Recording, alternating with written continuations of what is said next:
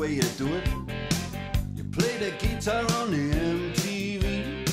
That ain't working, that's the way you do it. Money for nothing and your chicks for free. Now that ain't working, that's the way you do it. Let me tell you, damn guys ain't dumb. Maybe get a blister on your little finger. Maybe get a blister on your thumb.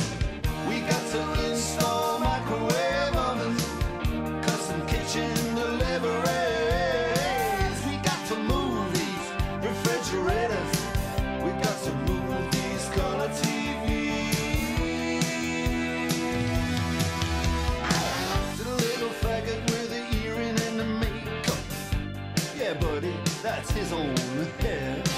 The little faggot got his own jet airplane. The little faggot, he's a millionaire.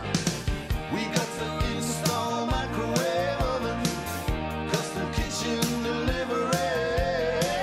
We got to move these refrigerators. We got to move these color TVs.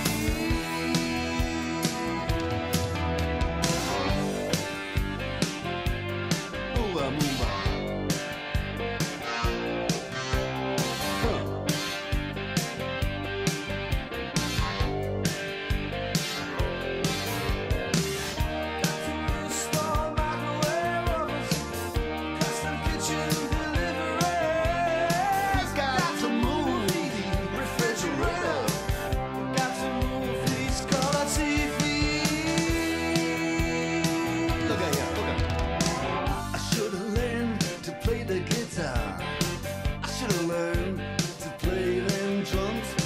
Mama, she got it sticking in the cameraman. Oh, we could have some. And he's up there. What's that? Hawaiian noises. He's banging on the bongos like a chimpanzee. Oh, that ain't working. That's the way you do it. Get your money for nothing. Get your chicks for free. We got to install microwave oven, custom kitchen deliveries. We got to move these refrigerators. We got to move these color TVs.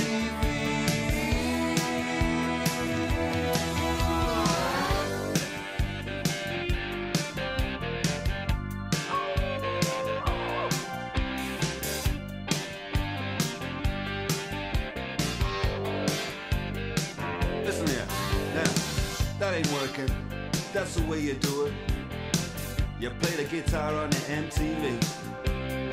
That ain't working. That's the way you do it. Money for nothing and your chicks for free. Money for nothing, chicks for free. Money for nothing, chicks for free. Ooh, and money for nothing, chicks for free. Money for nothing, chicks for free. All that money for nothing, chicks for free. Money for nothing, chicks for free.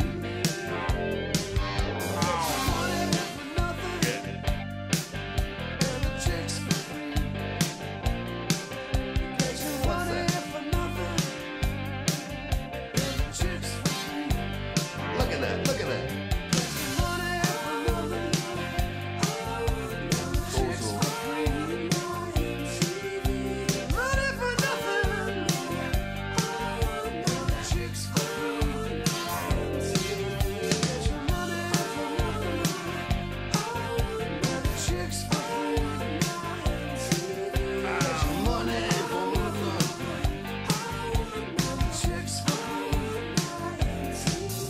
Easy money,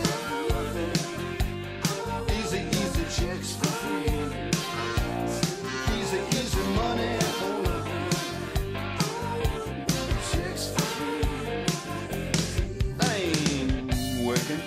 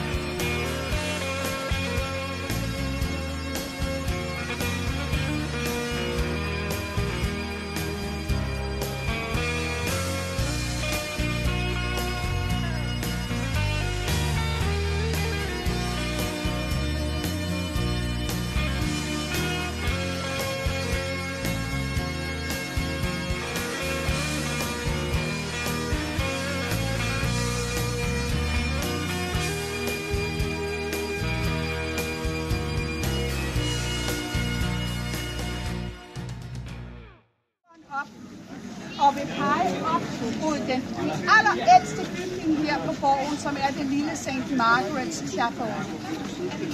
Og den store fede kanon, som Charlotte talte om før, Montsmæk. Og så vil jeg gå ind på Crown Square.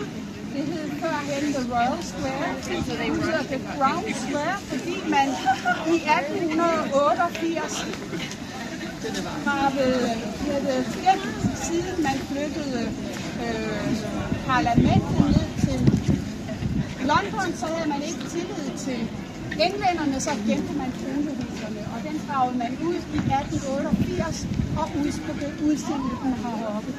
Og det kaldte man, så man kalder den altså, eller derefter har man kaldt den Crown Square.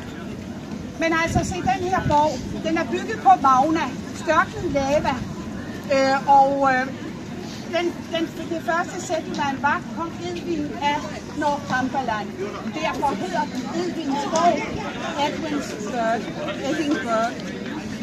Det var i 500-tallet. Så har der ellers været kongelig residens lige indtil Mary, Queen of Scots, efter 19 års fangenskab hos Elisabeth I af England, bliver halshugget. Det sker i 1587, og hun er 45 år gammel, og derefter bliver hendes søn først konge af Skotland, derefter konge af England og flytter ned til London, og så er det slut med det kongelige residens her. Hvorfor står man ikke sådan?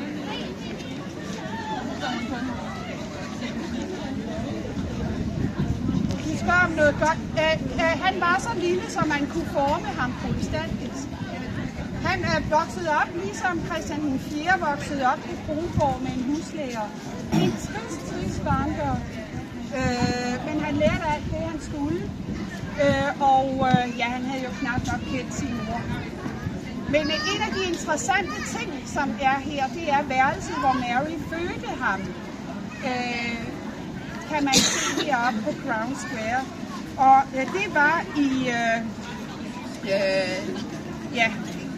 Jeg kan ikke helt huske, hvornår han blev født, men det var jo ingen, der blev taget til fange. Og hvis vi trækker sådan cirka 19 år fra 87, så er det... Ja, så det der i 60'erne, ja. Der føder hun lille James heroppe i The Palace, som det hedder.